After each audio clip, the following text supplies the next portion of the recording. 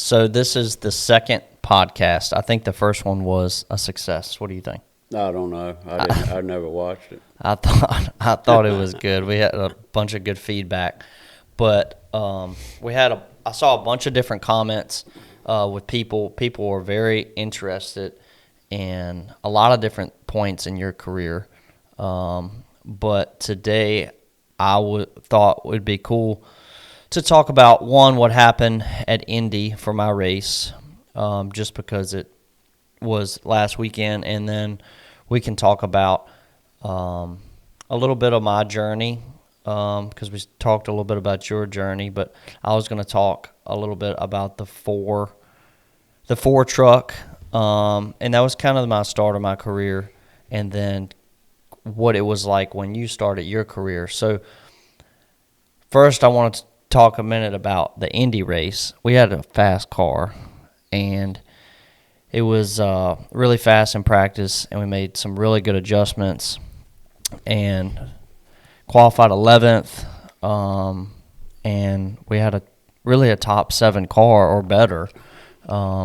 Was really one of the favorites going into the next day with a lot of people that watched the practice on Friday. And then we went down into we went through turn 1. I passed a couple cars, went through turn 2, passed a couple more cars, and then going down the back straightaway, I had a big run. I took the run. I wanted to stay with the 7 car, but just wanted to take the run and get cleared of a couple more. And then going down the back straightaway, I saw the 16 car go on the outside of the 1 car when he was already too wide. The 1 car should have never let the 16 car get up there. He should have blocked it. And when we went in the corner, the 1 car didn't lift at all, and the 16 car went in there, and the inside car is going to get loose because of the air. And he wrecked just like I thought he was going to. And I slowed down to try to miss it and totally got wiped out and knocked the toe out, destroyed the whole body, and we just rode around all day and finished 19th. So that sucked. That was frustrating. Well, I think back up a lot. So you had an hour's practice, which most of the time none of the classes have. Yeah.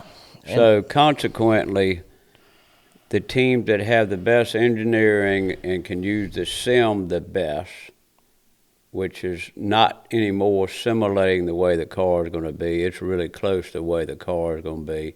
It's particularly as sensitive these vehicles are. That allowed you and Shane to make some changes you would have never been able to make before. Yep. Well, excuse me. Since you can't make changes, you can make adjustments. So I think what's more important than all that is how you got to be. That's the best you've qualified all year that I know of. Well, we qualified 5th at Charlotte. You did, but it's better than normal. Yep. And the reason was that you were able to make changes. The reason that you got the attention of competitors as well as the commentators is because y'all had an hour's practice and you could make more adjustments with the hour that you normally never get to do with 20 minutes. So it closed the gap with 17 of the 18 teams that y'all are competing with that have the alliance with someone. Yep. So I really hope that next year they'll give us more practice, just because, look, if we're already doing 20 minutes, just give us 45 minutes and let us change whatever we want to change. Just give us 45 minutes and let us change whatever we're going to change. They don't seem like they want to do that. Even if we did it for half of the races, would be great. So hopefully that can maybe change. I know they've had some meetings about it, so that's good. And it's just like that package we ran at Indy. That was a different package, and I thought it did well. It closed the gap, and the reason it closed the gap was because the speeds were down a little bit. And it's just a different style of race. But anyway, that was frustrating, a little bit about that. But anyway, let's go to the next thing I wanted to talk about. When you let's talk a little bit briefly about. Well, yeah, let's back up a minute before you leave Indy. Y'all kept on making a bunch of changes. You didn't get frustrated. I'm proud of you how you keep your composure. You're doing better than I did on that. You're keeping your composure, and y'all raced to a 19th place, finished with some really good cars right there. So with all the damage you had, y'all salvaged We did. the best you could of what you had. We were hoping you were going to get to show your hand a little bit more and see really what your car and team were capable of, but maybe next time. Yeah, I mean, I don't know. It's been one thing after another this year. That's why I didn't even want to talk about the rest of the day, to be honest. It was just I feel like we do that every week. Well, you brought it up. It just, I don't know. It's frustrating. It's frustrating because y'all are so close. Just like Larry McReynolds and I were talking about at Pocono. You've made a huge jump, but to get to the next jump, you can't do it on your own. You have to have an alliance with Cup Resources that is the kind of engineering support that the sim really makes a difference of how you unload. Well, we're working on some things to get more resources, so hopefully we can. We do a lot with a little, that's for sure.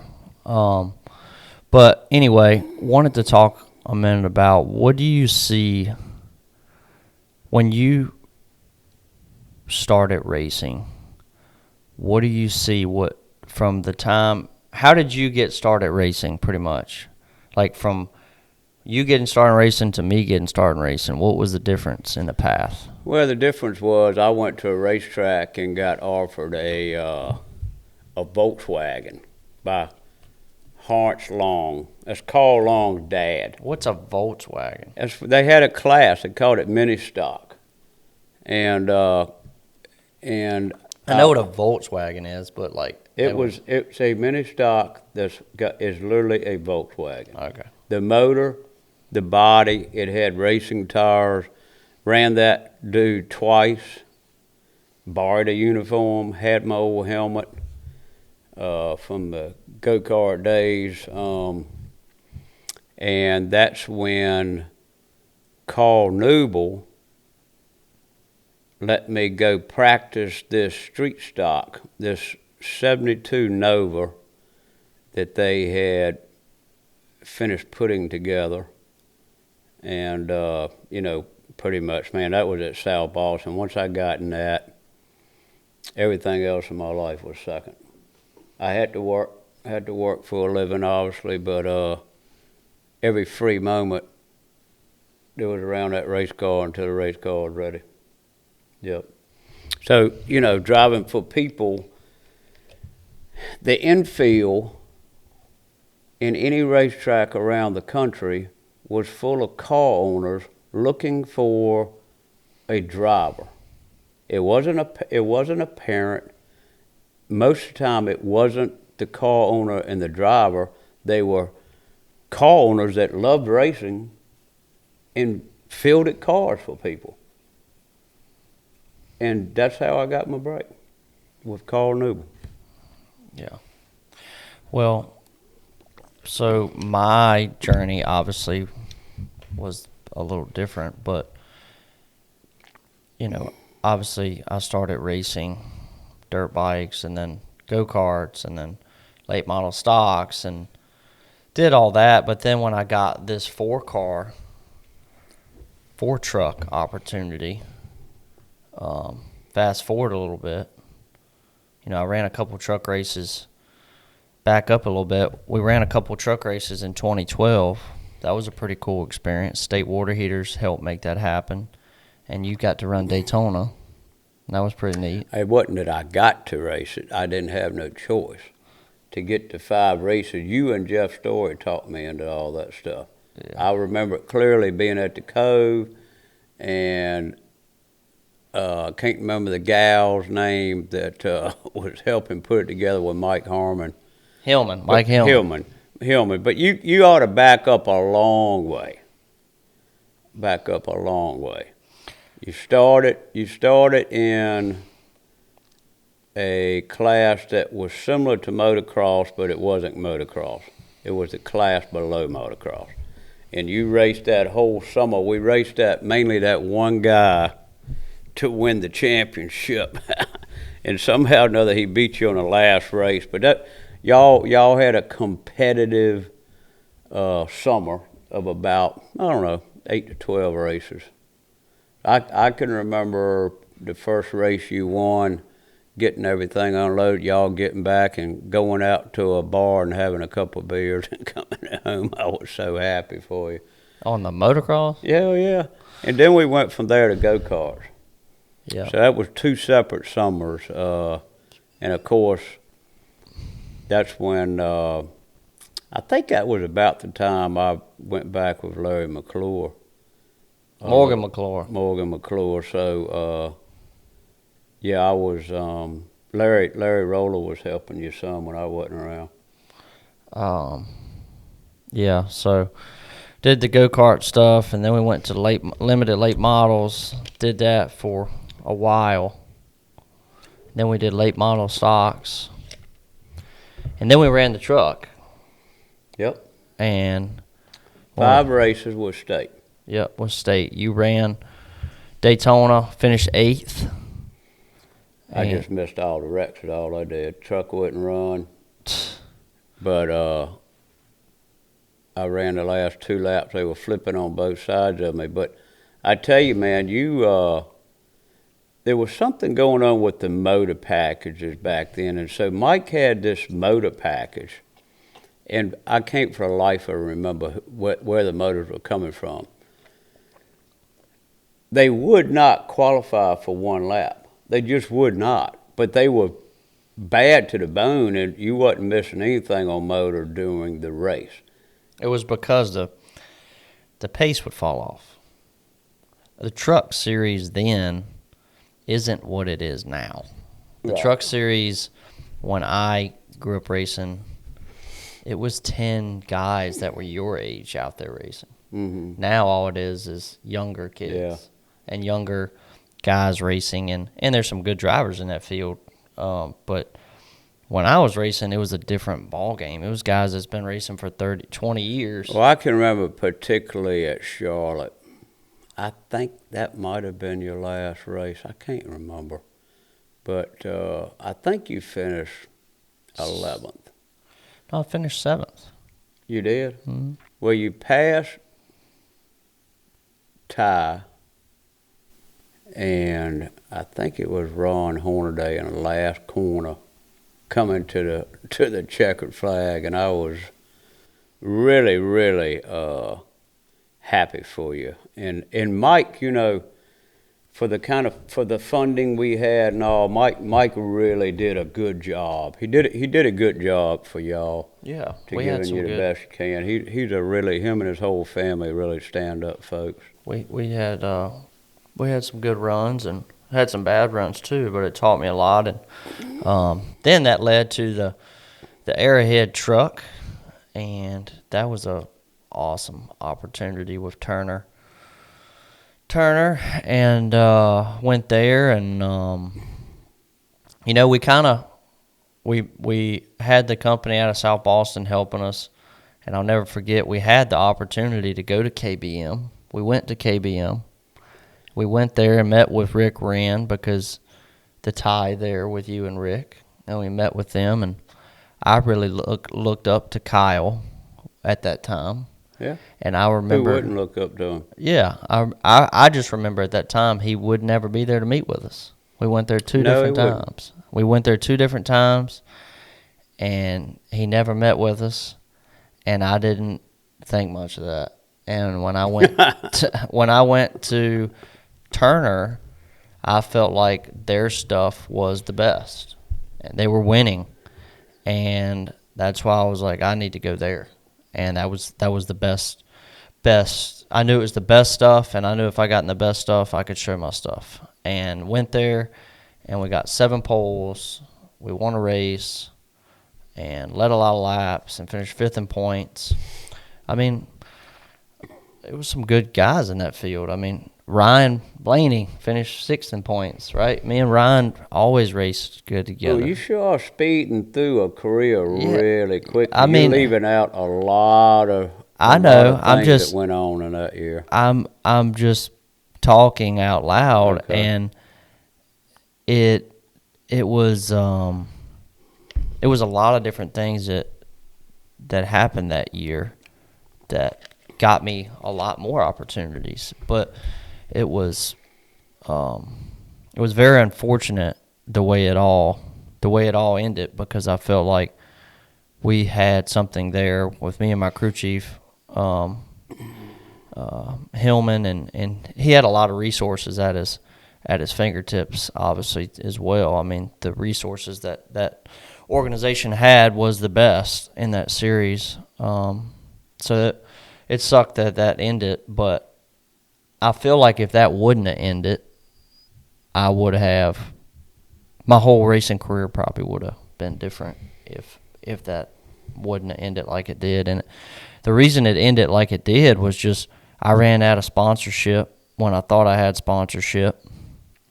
And that kind of brings me up to what I wanted to talk about today, was the difference of now versus when you raced. I feel like that, and this still happens for some, but it hasn't really happened for me. If you run out of sponsorship, you're done. And when you raced, I don't think that it was necessarily as critical as it is in today's world. Well, son, you're going through a lot of time. That when I got that phone call was the day y'all were leaving Daytona.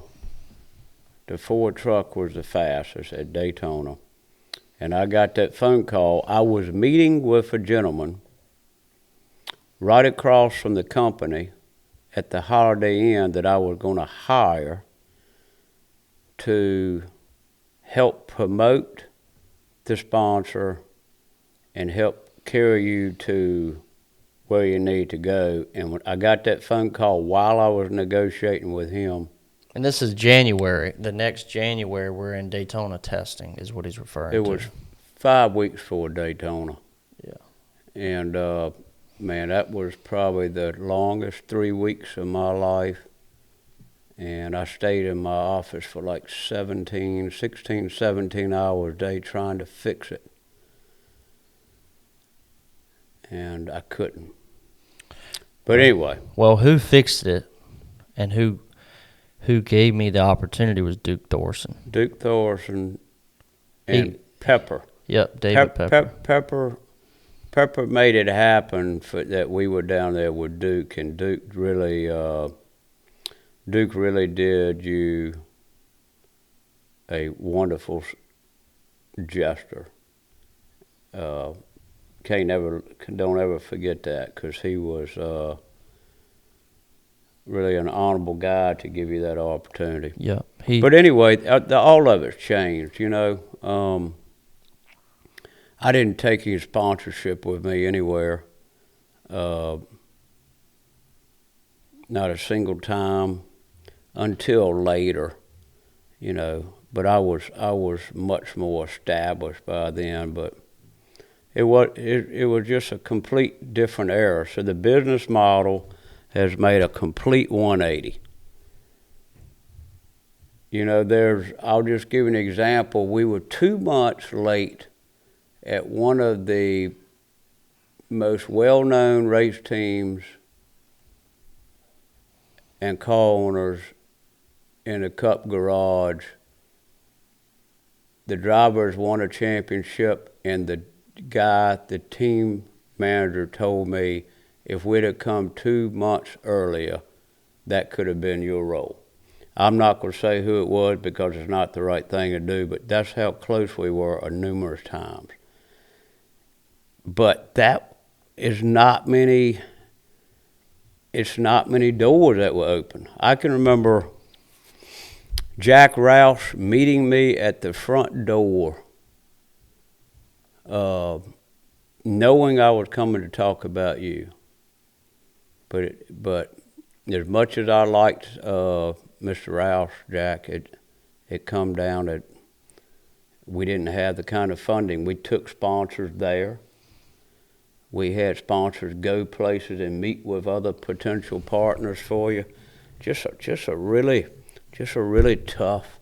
It's just a tough sale. It's just a tough sale because of the cost. So hey, where you at and where I was at, I got there because the phone rang and somebody was lucky enough to see me drive a race car. You got there, and most everybody else got there because they had resources coming with them. So that's the difference of the business model. And it's happening in the Cup Series, and it's going to become a norm in the Cup Series the way it's starting to look. Yep. It and I'm lucky to be still racing, to be honest. I'm racing now and have a ton of people. It's 20 different partners that I have that help me, and people that a lot of people don't even know that help me try to raise the funding to be able to race, and wouldn't be able to race now without the partners that I have, and just so lucky that I still can do what I do. Yeah. And have a couple chances to win, but still be able to race every single week because of that. And something I definitely don't want to take for granted, but definitely want to try to get where we can be winning more. And it was like, I go back to Indy this week. It's frustrating because you finally have a good car and don't get anything to show for it. But yeah, that's kind of what I wanted to talk about today, was just the difference of your experiences and my experiences. There's still a whole lot more to talk about with, my career and your career. But I just thought today it would be cool to kind of dabble into a couple different things to talk about. But I would say this, whether it was me, my brother, Steve Grissom, Joe Nemechek, I could keep naming that group, Robert Presley, all the guys that we made it to Busch, and then we made it to Cup Series. We did have people helping us, and most of the time that was family. So, like Mr. Grissom spent a lot of time with Steve's career. My dad spent a lot of time with my career, with Jeff's career. I spent a lot of time with your career. The difference is when you get to a certain level, it becomes unreachable economically for most of the families. And so that's when the sponsorships carry on. So look, you just haven't had the right breaks. There are some drivers that's made it purely with talent, and there are still some out there. What has changed is what's the norm. Because of the ones like in the Xfinity Series, the vast majority of the ones in the Xfinity Series that are driving cars are bringing resources to the team. And there's no question the vast majority of them, I would say. And the really good cars, yeah. Yeah, so, the business model has changed, but look. It's like that in anything, though. And it probably is. The world has changed in so many ways. Look at late model stock. Late model stock, go-karts. Look, it takes There's money none to of race. those car owners that are at the local tracks anymore spying to find who is going to be the next guy to drive their car. Very few of them exist. Now, they do exist if you want to rent their car. But with all that being said, you still don't want to be cynical. You still don't want to have and show your ability to adjust, showing how much you want it, giving it 100%, and having some hope. Yep. Because if you just look at what I'm saying and it's a complete doom and gloom and there's no light at the end of the tunnel, then you would say just blanket, and I couldn't blame you. So we all, no matter what we do in life, need to look at the positive side, work your butt off, Don't let anybody outwork you. Be honest. Treat everybody the way you want to be treated. And hopefully that will pay off. It will pay off in life. Now, whether it pays off in a racing career, time will tell. But never, ever give up the faith, right? Yep. Hey, you never give up the faith. No, that's right. That's right. I mean, there's that's why I still do it. Yeah, I don't do it just to be out there. So I'm not giving up. That's for certain. I've been so lucky and so fortunate to have the partners and the opportunities like I have right now with Jordan and John. They believe in me. Without them, I wouldn't be racing. Well, a lot of people believe in you. You just need that one stabilizing partner that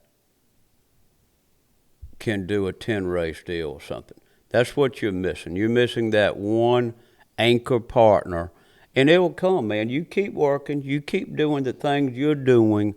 It will come. Yeah, we're close. We got so you're close, and then you add to what you got. You're going to be in great shape. Yeah. So it's there. You just got to keep on working at it, and it's going to materialize. Yeah. That same year, while we're talking about it, in 2013, I got to run my first Xfinity race. Yep. And that's the other car right here beside this truck. So the folks at Arrowhead did a lot for me that year. They gave me a boost. Without that year, I don't think I'd be racing right now. So they launched me into the sport. It was a shame that it came to an end, but I got all those poles in a win, ran good, and then I ran the first Xfinity race at Kentucky, and we finished 8th. Yeah. So that was a pretty cool experience too. So it was like, bam, I come right on the scene. I'm running good in trucks. I get one Xfinity opportunity. I finish 8th, running against some of the best guys out there. So that year, I'm thinking this is going to be pretty easy. I'm just going to get in something else and just keep running good because I'm good at this. I can do it.